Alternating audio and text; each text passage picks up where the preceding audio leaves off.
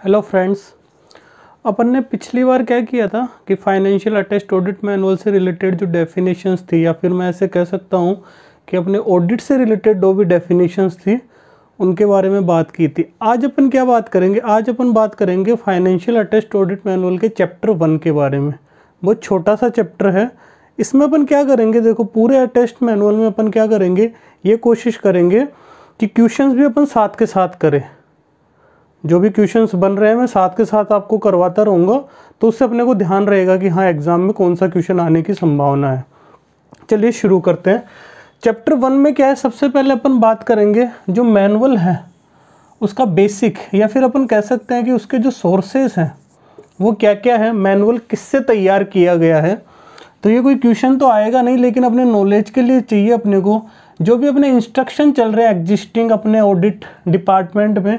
एक तो ये सोर्स है, दूसरा क्या है जो CAG के स्टैंडर्ड और ऑडिटिंग है वो सोर्स है, और तीसरा क्या है कि जो सुप्रीम ऑडिट इंस्टीट्यूशन है अदर कंट्रीज़ का। मैं आपको बता चुका हूँ SAI होता है सुप्रीम ऑडिट इंस्टीट्यूशन। इंडिया का SAI कौन है? CAG है। बाकी सब देशों में क्या है, अलग अलग SAI है। तो जो दूसरी कंट्रियों के जो सबसे जो हाईएस्ट ऑडिट अथॉरिटी है उनकी जो भी बेस्ट प्रैक्टिस है, इन तीनों को मिला के क्या है फाइनेंशियल अटेस्ट ऑडिट मैनुअल बनाने की कोशिश की गई है कि ये सबसे अच्छा बने, बेहतरीन बने। ये इसके लिए ये किया गया है। अब इसमें क्वेश्चन आता है कि फाइनेंशियल अटेस्ट ऑडिट है ना, ये प्राइमरी कंसर्न विद किससे है। तो देखिए जैसा कि नाम से पता चलता है कि क्या फाइनेंशियल अटेस्ट ऑडिट, तो ये क्या करेगा, इसमें एक्सप्रेशन ऑफ ऑडिट ओपिनियन किस पे, फाइनेंशियल स्टेटमेंट पे ऑडिट ओपिनियन के एक्सप्रेशन से संबंधित है क्वेश्चन ये आएगा। ठीक है, ऑप्शन अपने को 4 मिलेंगे, ये सही है। फिर इसमें पता चलेगा कि जब ऑडिटर को क्या करना है, फाइनेंशियल स्टेटमेंट पे क्या करना है, ऑडिट ओपिनियन एक्सप्रेस करना है, तो उसके लिए ऑडिटर कुछ करेगा। तो ऑडिटर यहाँ पे क्या करेगा, इसमें 4 चीज़ें इंक्लूड होगी। ऑडिट ओपिनियन के लिए वो 4 काम करेगा। एग्जामिन और इवेल्यूट करेगा किसको, फाइनेंशियल रिकॉर्ड्स को। फाइनेंशियल रिकॉर्ड्स मतलब अपने जो भी बही खाते हैं, जो भी अपने बुक्स ऑफ अकाउंट्स हैं, उनको क्या करेगा ये, उनको इवेल्यूएट करेगा। अपना जो बैलेंस शीट है, प्रॉफिट एंड लॉस है, ये सब फाइनेंशियल रिकॉर्ड है, कैश बुक है, ठीक है, कैश फ्लो स्टेटमेंट है, इन सबको क्या करेगा वो एग्जामिन और इवेल्यूट करेगा कि वो ठीक है या नहीं है। फिर क्या करेगा वो, जो भी फाइनेंशियल सिस्टम और फाइनेंशियल ट्रांजैक्शन हुए हैं उस एंटिटी में और उसका जो इंटरनल कंट्रोल है, इन दोनों की ऑडिट करेगा कि वो ठीक है नहीं है, चल रहा है काम सही नहीं चल रहा। इंटरनल कंट्रोल अपन आगे पढ़ेंगे, ठीक है। मतलब ऑर्गेनाइजेशन में क्या होता है, ऑर्गेनाइजेशन क्या करती है कि उसमें जो एरर कम हो या फ्रॉड या इनको रोकने के लिए क्या करती है कि अपना अंदर ही उसके कंट्रोल बनाती है कि जैसे ये काम ऐसे नहीं करके ऐसे करेंगे, इसको दोबारा चेक करवाएंगे, वो अपन आगे बात कर लेंगे। और तीसरा ये क्या करता है, इवोल्यूशन करता है कि जो भी एप्लीकेबल स्टैट्यूट और रेगुलेशंस है। स्टैट्यूट का मतलब क्या है, जो भी एप्लीकेबल लॉज है या जो भी रेगुलेशंस हैं वो फॉलो हो रहे हैं या नहीं हो रहे। जैसे मान लो बैंक है तो बैंकिंग रेगुलेशन एक्ट है, तो बैंकिंग रेगुलेशन बैंक के लिए क्या हो गया, एक स्टैच्यू हो गया, तो क्या उनका फॉलो कर रहे हैं वो या नहीं कर रहे हैं। तो इसमें क्या है कि फाइनेंशियल अटेस्ट ऑडिट में क्या होता है कि फाइनेंशियल स्टेट पे ऑडिट ओपिनियन देगा कौन, ऑडिटर।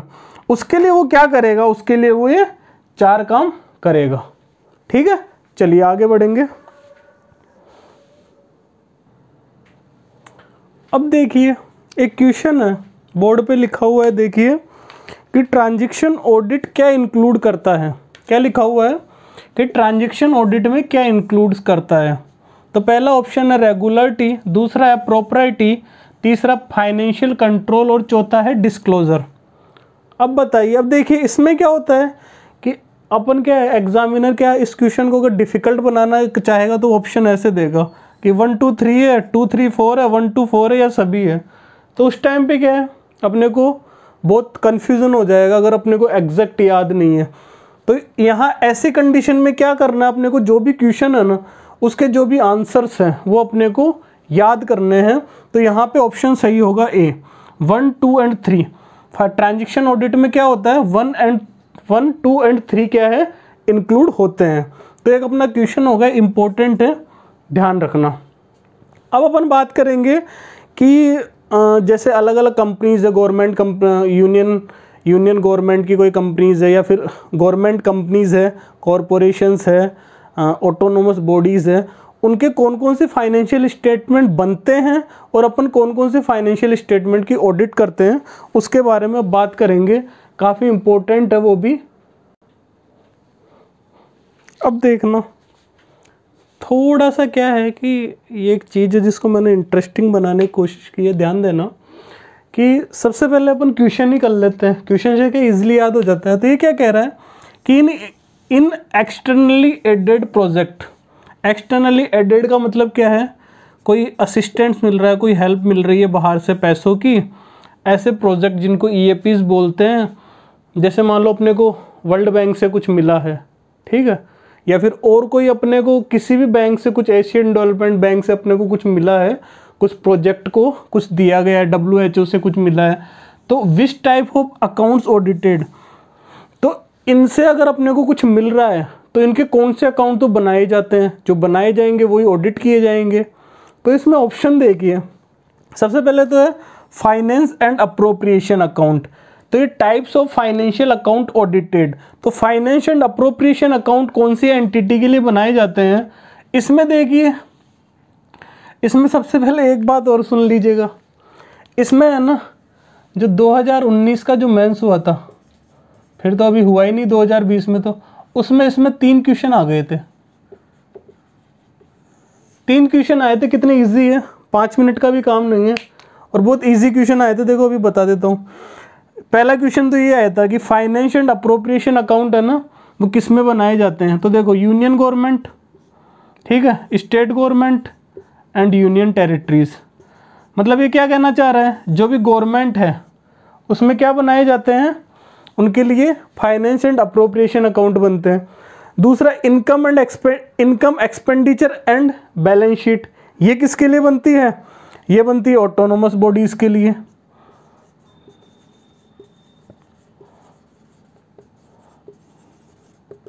ठीक है, जिनको ABs कहते हैं अपन, या जिनको नॉन प्रॉफिट ऑर्गेनाइजेशंस भी इसी में आते हैं।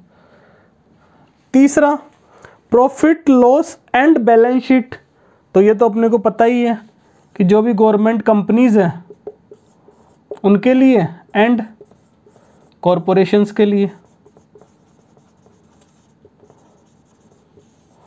इनके लिए क्या बनता है, प्रॉफिट लॉस और बैलेंस शीट बनती है, ये तो अपने को पता ही है।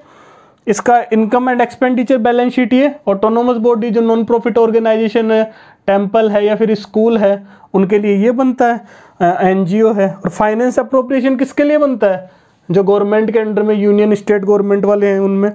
अब इसमें बताइए इसमें किस तरह के अकाउंट बनते हैं। तो इसका देखो आंसर तो अभी तो नन ऑफ द अबोव है। इनमें ये तीनों ही अकाउंट नहीं बनते, तो फिर कौन से अकाउंट बनते हैं, इसमें एक तो बनता है PFS और एक बनता है SOE। अब ये क्या है भाई, PFS क्या है, PFS है प्रोजेक्ट फाइनेंशियल स्टेटमेंट। जो अपन ये क्या प्रोजेक्ट है, तो प्रोजेक्ट के लिए क्या बनेगा, प्रोजेक्ट फाइनेंशियल स्टेटमेंट बनेगा। और SOE क्या है, ये है स्टेटमेंट ऑफ एक्सपेंडिचर।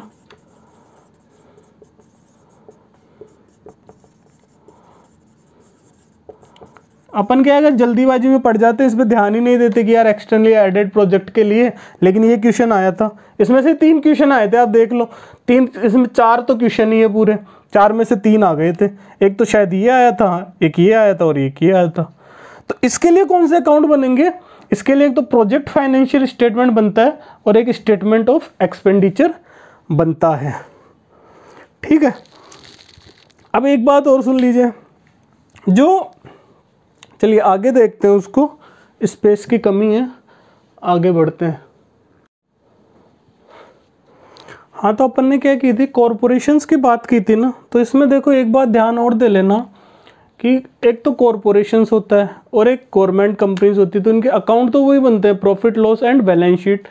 लेकिन जो कॉरपोरेशन है उसका सोल ऑडिटर कौन है, CAG है।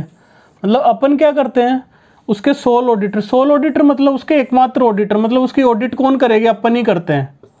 उसकी ऑडिट क्या है, अपन ही करते हैं। लेकिन जो गवर्नमेंट कंपनीज होती है उसमें पहले तो क्या होती है, प्राइमरी ऑडिट होती है। प्राइमरी ऑडिट कौन करता है, स्टैट्यूटरी ऑडिटर करता है। स्टैट्यूटरी ऑडिटर क्या होता है, जो चार्टर्ड अकाउंटेंट होता है वही स्टैट्यूटरी ऑडिटर होता है, ठीक है। ये क्या काम करेगा, ये सर्टिफाई करेगा अकाउंट्स को। ये क्या करता है, अकाउंट्स को सर्टिफाई करता है। और अगर सीएजी के अंडर में है ये कंपनी, अगर उसकी सप्लीमेंट्री ऑडिट कौन करेगा, पहले इसकी दो ऑडिट होगी गवर्नमेंट का। प्राइमरी ऑडिट करेगा चार्टर अकाउंटेंट, स्टैट्यूटरी ऑडिटर बोलते हैं, वो सर्टिफाई करता है। और उसकी सप्लीमेंट्री ऑडिट कौन करता है, सीएजी करता है। अब ध्यान देना कि जो स्टैट्यूटरी ऑडिटर है ना, ये भी कौन अपॉइंट करता है। अगर इसकी सप्लीमेंट्री ऑडिट अगर सीएजी को है तो स्टैट्यूटरी ऑडिटर भी कौन अपॉइंट करता है, ये भी सीएजी अपॉइंट करता है, ठीक है। और ये हर साल टू साल करता है, ठीक है। उसका जो भी क्या पीरियड है वो अपन रेगुलेशंस में पढ़ेंगे। तो यहाँ पे देखो ये क्वेश्चन बन रहा है कि सीएजी है ना कॉर्पोरेशन का sole auditor CAG. Government companies में दो ऑडिट होती है, सप्लीमेंट्री ऑडिट कौन करता है, सीएजी करता है। प्राइमरी ऑडिट कौन करता है, स्टैट्यूटरी ऑडिटर करता है। स्टैट्यूटरी ऑडिटर के लिए क्या क्वालिफिकेशन है, उसके लिए वो चार्टर अकाउंटेंट होना जरूरी है। एक तो क्वेश्चन ये हो गया। अब दूसरा देखिए कि फाइनेंशियल अटेस्ट ऑडिट मैनुअल है वो एप्लीकेबल है कैश पे और एक्यूरल अकाउंटिंग पे, कैश अकाउंटिंग पे और एक्यूरल अकाउंटिंग पे। क्या ये बात सही है क्या, ये बात गलत है। ये क्वेश्चन बनता है कि कैश अकाउंटिंग पे मैनुअल एप्लीकेबल होगा या फिर एक्यूरल अकाउंटिंग पे होगा। तो या तो दोनों पे होगा, अगर दोनों पे नहीं हुआ तो ये क्या गलत है। तो यहाँ पे ये क्या आएगा, सही आएगा, क्योंकि ये मैनुअल किस पे, कैश और एक्यूरल अकाउंटिंग दोनों पे क्या है, एप्लीकेबल है। तो इसमें देखिए, इसमें अपन ने 7-8 क्वेश्चन बनते थे वो अपन ने कंप्लीट कर लिए। आपको ऐसे क्या आगे मैं ऐसे कोशिश यही चल रही है मेरी कि क्वेश्चन करते करते अपन आगे बढ़े, क्योंकि अपन अगर पढ़ते हैं ना किसी चीज़ को तो तुरंत पढ़ के निकल जाते हैं, पता भी नहीं चलता क्या हुआ। क्वेश्चन से पढ़ते तो दिमाग में जोर पड़ता है कि अच्छा ये इंपॉर्टेंट है। तो ये अपना वहाँ यहाँ पे क्या है, चैप्टर 1 क्या हो गया, कंप्लीट हो गया। छोटा सा चैप्टर था। चैप्टर 2 थोड़ा बड़ा है, चैप्टर 2 थोड़ा बड़ा है, ये 10 मिनट का है तो वो 1 घंटे का है। कोशिश करेंगे उसको भी जल्दी के निपटाने की। तो ये अपना चैप्टर 1 कंप्लीट। चलिए अब मिलेंगे अपन किस में, नेक्स्ट वीडियो में मिलते हैं और फिर हम अपने चैप्टर 2 की बात करते हैं। चलिए मिलते हैं नेक्स्ट वीडियो में। Thank you.